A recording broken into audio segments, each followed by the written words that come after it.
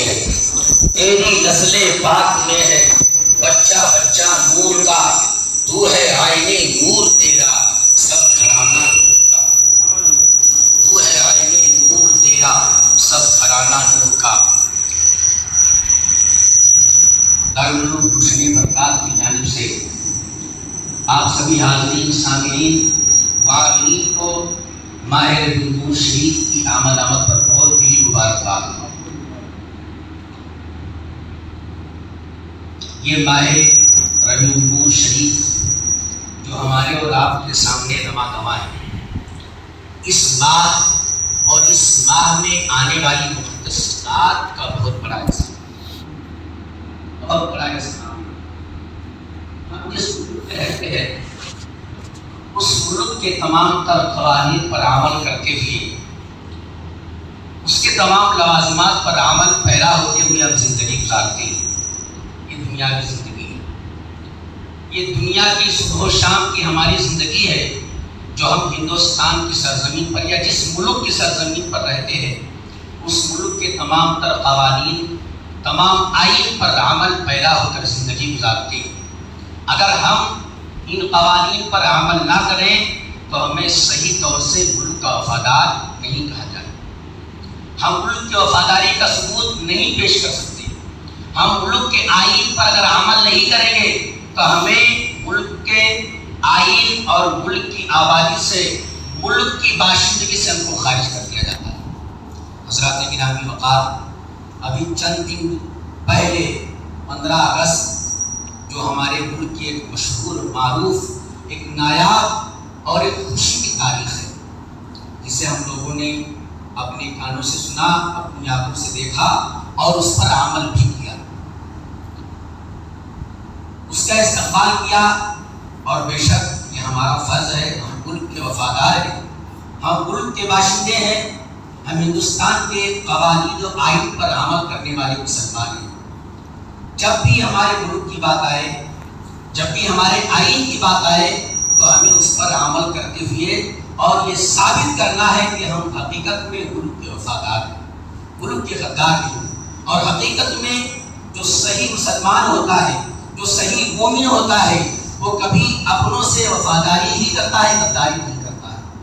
حضرات گرامی وقار، یہ ماہ خیر، ماہ ربیع الاول شریف کا مہینہ جو ہمارے اور آپ کے سامنے رواں ہے، حضرات اس ماہ خیر میں، اس ماہ ربیع الاول شریف میں آنے والی ذات پر ہمیں اور آپ کو نظر ثانی کرنا ہے۔ قرآن کریم میں اللہ رب العزت نے ببانگ دوہل ارشاد فرمایا، قد جاءکم من اللہ نور و کتاب مبین، تحقیق کی اللہ کی جانب سے آ گیا ایک نور۔ اللہ نے اپنے حبیب کو نور سے متشبہ کیا ہے، اپنے حبیب کو، اپنے حبیب کی ذات کو، اپنے آقا، اپنے حبیب جناب محمد رسول اللہ صلی اللہ تعالی علیہ وسلم کی طرف اشارہ فرما کے نور کہا ہے، اور ایک روشن کتاب، ایک دلیل، ایک تمہاری زندگی میں انقلاب پیدا کرنے والا، تمہیں راستہ دکھانے والا، تمہارے ایمان کو پختگی اور تمہاری زندگی میں انقلاب پیدا کرنے والا اور اسلام کی روشنی راستہ دکھانے کے لیے تمہیں ایک روشن کتاب یعنی قرآن مجید میں عطا فرمایا۔ قرآن عجیب، قرآن عظیم کی طرف روشن کتاب کا اشارہ ہے۔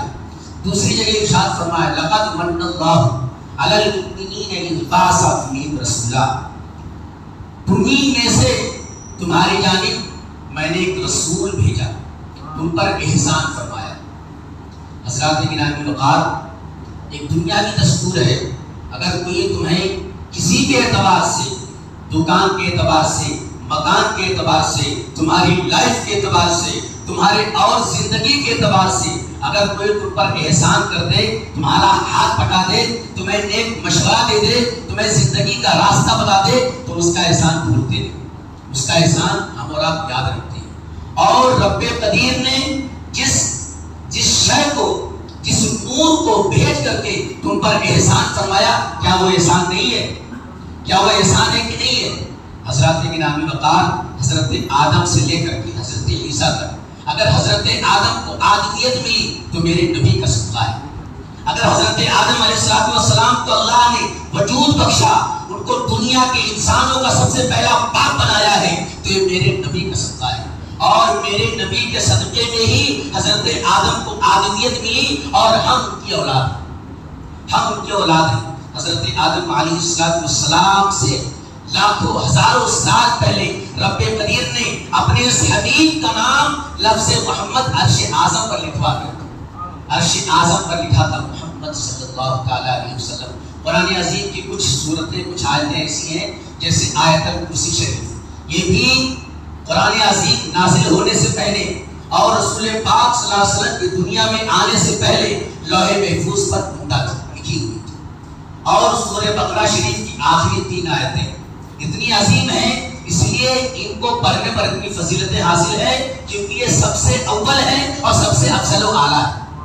حضرات گرامی وقار، حضرت آدم علیہ السلام پر اپنی وجود بخشا، جنت عطا فرمائی، اور جب جنت سے باہر نکالا وہ بھی اللہ کی حکمت، مصلحت خداوندی۔ حضرت آدم کا جنت سے باہر آنا یہ بھی مصلحت خداوندی ہے۔ حضرت آدم علیہ السلام جب جنت سے باہر نکال دیے گئے تو روتے رہے، گریہ وزاری کرتے رہے، آہوزاری کرتے رہے، رب قدیر کی بارگاہ میں مناجات، اس کے حمد، اس کی تعریف و توصیف بیان کرتے رہے۔ لیکن انہیں خیال آیا کہ جب رب قدیر نے میرے وجود کو بخشا تھا تو میرے پیشانی میں ایک نور تھا، اور نور میرے ناخن میں آیا تھا۔ اسی نور کا جب واسطہ دیا تو حضرت آدم کی توبہ رب کی بارگاہ میں قبول ہو گئی اور حضرت آدم کا بیڑا پار ہو گیا۔ حضرات گرامی وقار، اس کے بعد نبیوں کا سلسلہ چلتا رہا۔ ہمیں اور آپ کو اس بات کو اپنے ذہن میں رکھنا ہے کہ اگر ہم ہندوستان کی آئین کا خیال کرتے ہوئے ہندوستان کے قوانین کا، اس کے دستور کو اپنے دلوں میں، اپنے ذہن و فکر میں، اپنے دماغ میں روز روشن کی طرح بٹھا کر کے اگر ہم جھنڈے کو لہرا سکتے ہیں کہ ہمارے ملک کی وفاداری کا نام ہے، اور ہم سرکار کی پیدائش پر اگر اپنے گھروں پر، اپنے دکانوں مکان پر جھنڈے لگاتے ہیں تو یہ غلامی رسول کی پہچان ہے، یہ غلامی رسول کی پہچان ہے۔ لہٰذا کچھ لوگ آپس میں چین و گولیاں کرتے ہیں، یعنی سرکار جس تاریخ میں پیدا ہوئے اسی تاریخ میں ان کا انتقال بھی تو ہو گیا، لیکن شریعت کی طرف ہم روشنی ڈالیں، ہم شریعت کی طرف اپنی نظروں کو، اپنے دماغ کو، اپنے ذہن و فکر کو لے کر کے شریعت کی طرف جائیں گے تو اس کا حکم یہ کہ اگر کوئی چلا جائے تو اس کا صرف 3 سوگ بنانا ہے،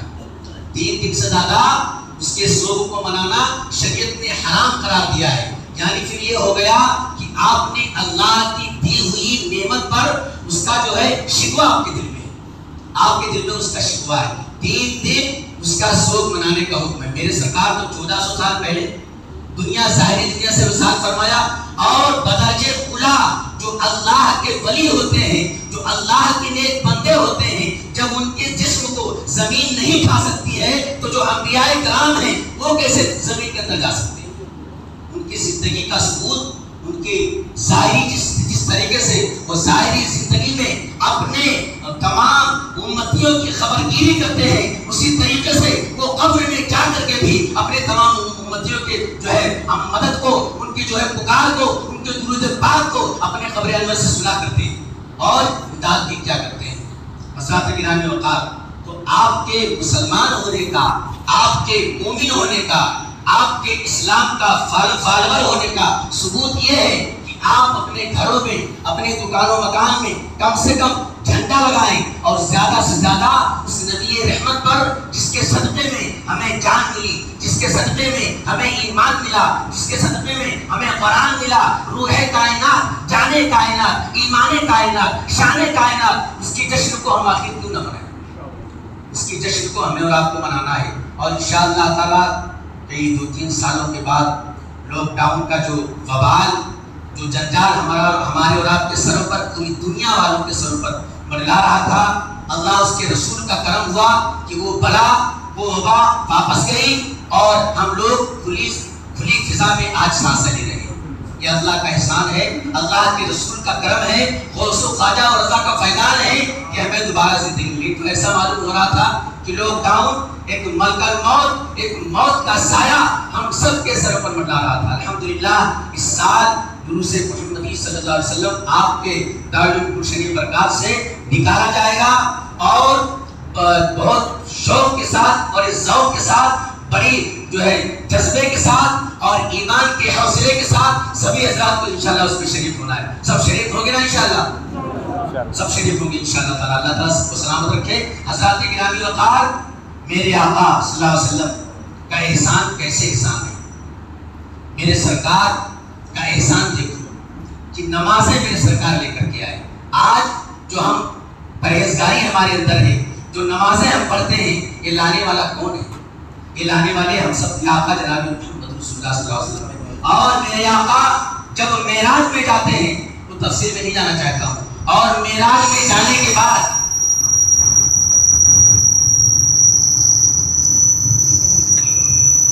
درود پاک پڑھ لیجیے. اللہم صلی علی محمد سلام علیہ رسول اللہ صلی اللہ علیہ وسلم. میرے سرکار، ہم سب کے سرکار جب معراج میں گئے اور رب قدیر سے راز و نیاز کی باتیں ہوئی، میرے سرکار جب وہاں سے چلے، اور جب وہاں سے چلے تو راستے میں کون ملے؟ حضرت موسیٰ علیہ السلام. حضرت موسیٰ علیہ السلام نے فرمایا، اے اللہ کے نبی، اے اللہ کے آخری نبی، آپ کو رب نے کیا انعام دیا ہے؟ آپ کی امتیوں کو کیا تحفہ دیا ہے؟ آپ رب قدیر کے بارگاہ کرم سے اپنے دامن میں کون سا تحفہ لے کر کے جا رہے ہیں؟ میرے سرکار نے فرمایا کہ میرے رب نے میری امتیوں کو سلام بھیجا ہے اور درود بھیجا ہے، اور میرے امتیوں کے خاطر رب قدیر نے 50 وقت نماز عطا فرمایا. حضرت موسیٰ نے کہا بہت اچھا موقع ہے، بہت اچھا موقع ہے. وہ نور محمدی جو دنیا میں نہیں دیکھ سکا، کم سے کم اس کی آج زیارت ہو جائے. حضرت موسیٰ نے فرمایا، اے اللہ کے نبی، اے اللہ کے آخری رسول، آپ اللہ کی بارگاہ میں دوبارہ واپس جائیے. یہ نمازیں بہت زیادہ ہیں، آپ کی امت بہت کمزور ہوگی، بہت نحیف و ناتواں ہوگی، اتنی نمازوں کو ادا نہیں کر پائے گی، لہٰذا رب کی بارگاہ میں جائیے اور نماز کو معاف کرائیے. میرے آقا صلی اللہ علیہ وسلم واپس گئے، اللہ کی بارگاہ میں تشریف لے گئے. 5 وقت کی نمازوں پر رب قدیر نے معاف کیا. پھر حضرت موسیٰ ملے. حضرت موسیٰ نے وہی نور دیکھا تھا جو نور حضرت آدم نے دیکھا تھا، جو نور حضرت نوح علیہ السلام نے دیکھا تھا، جو نور حضرت ابراہیم نے دیکھا تھا، جو نور حضرت اسماعیل نے دیکھا تھا، جو نور حضرت عیسیٰ نے دیکھا تھا. اسی نور کو دیکھتے ہیں تو طبیعت بچل جاتی. اسی نور کو دیکھنے کے لیے حضرت موسیٰ کو بہانہ چاہیے، اور نور کا نظارہ کرنے کا کوئی نہ کوئی بہانہ ان کو مل ہی گیا. کہا، اے اللہ کے رسول، آپ پھر رب کی بارگاہ میں. اور یہ نمازیں جو 45 سے لے کر کے آپ جا رہے ہیں، یہ بہت زیادہ ہے. لہٰذا رب قدیر کی بارگاہ میں جائیے اور معاف کرائیے. میرے آقا صلی اللہ علیہ وسلم 9 بار گئے، 9 بار آئے. حضرت موسیٰ اس نور کو دیکھتے اور اپنے دل پہ ہاتھ رکھتے اور کہتے، یہ کیسا نور ہے، یہ ایسا عظیم الشان نور ہے. کاش اگر اس نور کے امتی میں اللہ تعالیٰ ہم کو پیدا فرما دیتا. اللہ تعالیٰ ہم کو پیدا فرما. حضرت موسیٰ علیہ السلام نے کئی بار رب کی بارگاہ میں التجا پیش کی اور اپنی قسمت پہ رش کیا، اور اپنی قسمت پہ اللہ رب العزت کی بارگاہ میں اپنی دلی تمنا پیش فرمائی کہ اے رب قدیر، یہ تو نبی بہت اعلیٰ ہے، اس نبی کا شان ایسا ہے تو اس نبی کی امتیوں کی شان بھی اعلیٰ ہوگی، اس نبی کی امتیوں کی شان بھی اعلیٰ ہوگی. لہٰذا اے رب قدیر، مجھے نبی نہ بنا، اس نبی کا امتی بنا دے، اس نبی کا امتی بنا دے. اور آپ تو ماشاءاللہ بیٹھے بٹھائے، آپ اپنے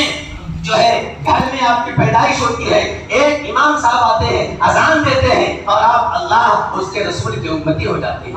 حضرت سلمان فارسی، ایک واقعہ میں آپ کے سامنے گوشہ گزار کروں. حضرت سلمان فارسی دیکھو، نبی کی دید میں، نبی کی محبت میں، نبی کے عشق میں کیسے کیسے لوگ مصیبتیں اٹھایا کرتے. حضرت سلمان فارسی ایک صحابی رسول کا نام ہے. حضرت سلمان فارسی رضی اللہ تعالیٰ عنہ ایک مجوسی کے بیٹے ہیں جو آگ کی پرستش کرتے ہیں، آگ کو پوجتے ہیں اور آگ کو ہی خدا مانتے ہیں. ان کو مجوسی کہا جاتا ہے. اردو میں ان کو کیسے کہتے ہیں؟ آتش پرست. بہرحال وہ بہت جانکار اور کتابوں کے ان کو بہت علم ہوتا تھا. وہ کتابوں کے ذریعے معلومات کر لیا کرتے تھے کہ مستقبل میں کیا ہونے والا ہے، کیا ہونے والا ہے، کیا پیش ہونے والا ہے. ستاروں کے ذریعہ اور ستاروں کے عادات کے ذریعہ انہیں ساری چیزیں، بلا مصیبت، پریشانی، خوشحالی، پریشانی سب وہ جان جایا کرتے تھے.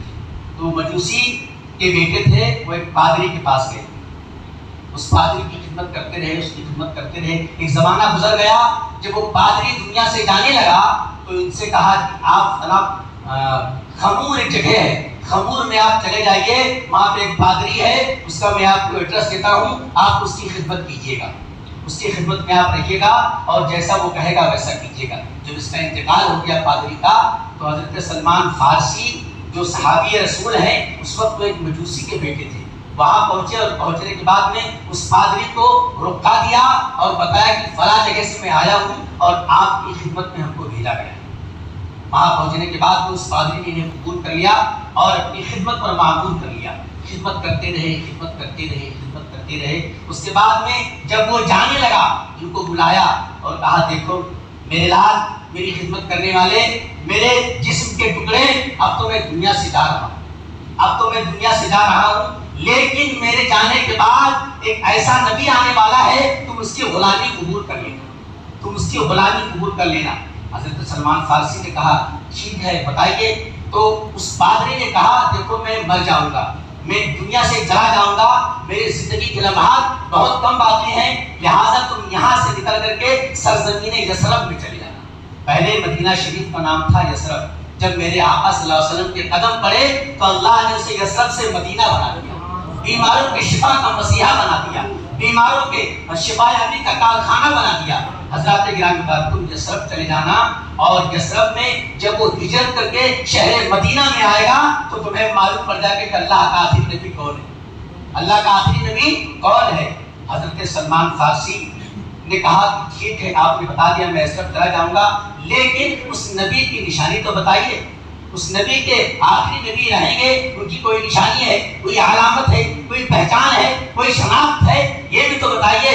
اس پادری نے کہا کہ ان کے اندر 3 خوبیاں ہوں، ان کے اندر 3 خوبیاں ہوگی، اور 3 خوبیاں جب تم جانچ لینا، جب تم دیکھ لینا تو بلا مبالغہ اس نبی کی غلامی کو اختیار کر لینا، اس نبی کی غلامی کو اختیار کر لینا، اس کا غلام ہو جانا۔ تم اس کے غلام ہو گئے تو تمہاری دنیا بھی سمجھ جائے گی، تمہاری آخرت بھی سمجھ جائے گی، اور تمہارا بیڑا پار ہو جائے گا۔ حضرت سلمان فارسی نے کہا بتائیے وہ کون سی 3 نشانی ہے؟ اس پادری نے کہا تھا پہلی نشانی یہ ہے کہ وہ صدقہ نہیں کھائے گا۔ نبی جو ہوتے ہیں، نبی اور نبی کے آل کبھی صدقہ نہیں کھاتے ہیں، وہ صدقہ نہیں کھائے گا۔ اگر کوئی ان کی بارگاہ میں صدقہ پیش کرے گا تو کھانے سے انکار کرے گا، بلکہ اوروں میں بانٹ دیا کرے گا۔ دوسری نشانی یہ ہے کہ اگر کوئی ہدیہ دے گا تو اسے رد نہیں کرے گا، اگر کوئی ہدیہ دے گا تو اس کو وہ کبھی رد نہیں کریں گے، اس کو قبول کر لیں گے۔ اور تیسری نشانی یہ ہے کہ ان کے پیچھے یعنی کندھے کے پاس 2 قطوں کے بیچ میں ایک مہر نبوت رہے گی، جو اللہ رب العزت نے انہیں مہر نبوت دیا ہے، وہ مہر نبوت ان کے پشت پر اوپر کی جانب وہ نمودار رہے گی، وہ چمکتی رہے گی۔ اب یہ حضرت سلمان فارسی جب وہ مر گیا، وہ پادری دنیا سے چلا گیا، تو یہاں سے نکلے اور ایک مدینہ شریف جانے والے قافلے میں شریک، مدینہ شریف کی طرف ایک قافلہ جا رہا تھا، وہاں شریک ہو گئے۔ وہ قافلہ آگے گیا اور آگے سے مڑ گیا۔ لوگوں نے جب اپنے قافلے کا ریسرچ کیا تو ان کو باہر کا آدمی پایا، جب ان کو باہر کا آدمی پایا تو لوگوں نے انہیں غلام بنا لیا، اور غلام بنانے کے بعد میں شہر مدینہ میں بیچ دیا۔ جب وہ شہر مدینہ میں بیچ دیا، جب شہر مدینہ میں ان کو بیچ دیا تو ان کی قسمت جاگ گئی، اور قسمت جاگنے کے بعد ایک یہودی نے ان کو خرید لیا، اور اپنے باغ کی رکھوالی اور باغ کی خدمت کرنے کے لیے، باغ کی آبیاری سچائی کرنے کے لیے، اور جو ہے کھجور کو دیکھ بھال کرنے کے لیے ان کو رکھ لیا۔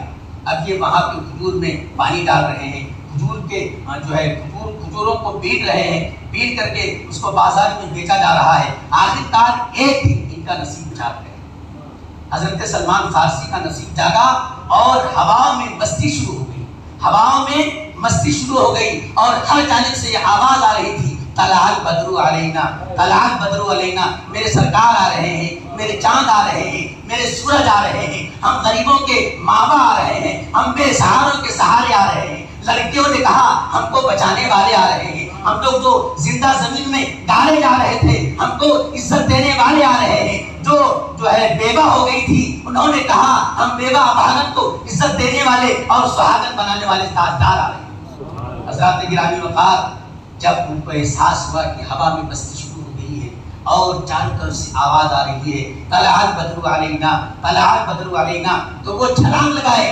اور چھلانگ لگانے کے بعد میں اسی طرف بھاگے جس طرف آواز آ رہی تھی۔ یہودی نے پکڑ لیا، کہا کہ تو میرا غلام ہے، تو کہاں جا رہا ہے؟ حضرت سلمان فارسی نے کہا تھا میں میں بظاہر تیرا غلام ہوں لیکن دل کسی اور کا غلام ہے، دل کسی اور کا غلام ہے۔ حضرت سلمان فارسی وہاں تشریف لے جاتے ہیں اور جانے کے بعد میں دیکھتے ہیں کہ ایک نورانی شکل والا ہے، ایک عجیب ایک روشنی جس کے پیشانی میں پھوٹ رہی ہے، جس کے جدھر سے وہ گزرتا ہے ادھر سے نور ہی نور ہے، جدھر سے گزرتا ہے ادھر سے خوشبو ہی خوشبو ہے، جدھر سے جا رہا ہے دیوانے اور پروانے بالکل جو ہے ایک شمع کی طرح اشار ہوتے نظر آ رہے ہیں۔ حضرات گرامی وقار، حضرت سلمان فارسی قریب گئے اور سرکار کو سلام پیش کیا دور سے، اور چہرے زیبا کو دیکھا اور کہا سلمان تیری قسمت کو جگانے والے آ گئے، اے سلمان تیری قسمت کو بنانے والے آ گئے، اے سلمان جسے پادری نے کہا تھا وہ محمد المصطفیٰ صلی اللہ علیہ وسلم آ گئے، وہ دنیا کے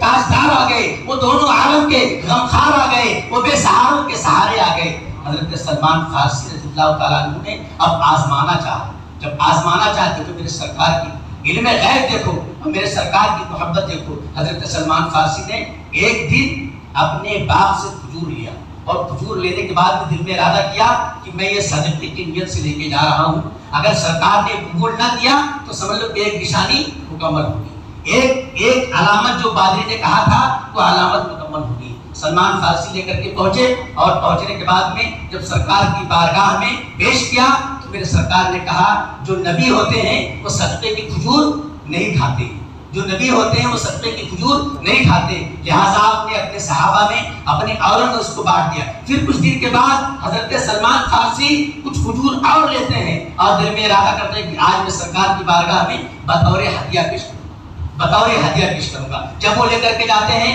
میرے سرکار نے ہاتھ کو بڑھا کر کے ان کے ہدیہ کو قبول کر لیا۔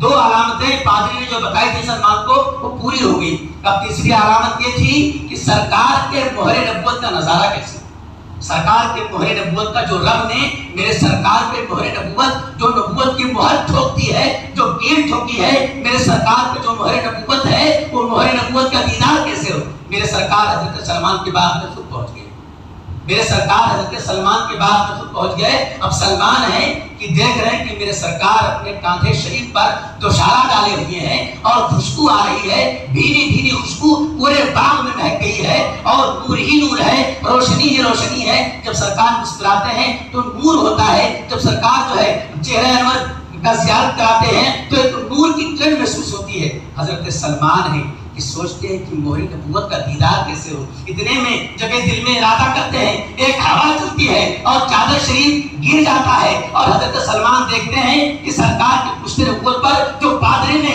مہر نبوت کا بتایا تھا اور میرے سرکار کے جو ہے پشت مبارک پر وہ مہر نبوت موجود ہے، وہ مہر نبوت موجود ہے۔ اور حضرت سلمان فارسی سے میرے سرکار نے کہا کہ اے سلمان جس پادری نے تمہیں مہر نبوت کے بارے میں بتایا تھا آ جاؤ، یہ مہر نبوت وہی ہے، جس مہر نبوت کے بارے میں اس پادری نے تمہیں آگاہ کیا تھا، یہ مہر نبوت آ جاؤ، اس مہر نبوت کو بوسہ دے دو۔ حضرت سلمان فارسی آگے بڑھتے ہیں اور بڑھنے کے بعد میں ایسے غلامی اختیار کیا کہ آج دونوں جہاں میں جہاں تمام صحابہ کا نام روشن ہے وہیں حضرت سلمان کا بھی نام روشن ہے۔ حضرات گرامی وقار، کہنے کا مطلب یہ ہے کہ میرے سرکار کی تشریف آوری ہم سب کے لیے باعث خیر و برکت ہے، باعث نجات ہے۔ ہم سب کی تقدیر اتنی اچھی ہے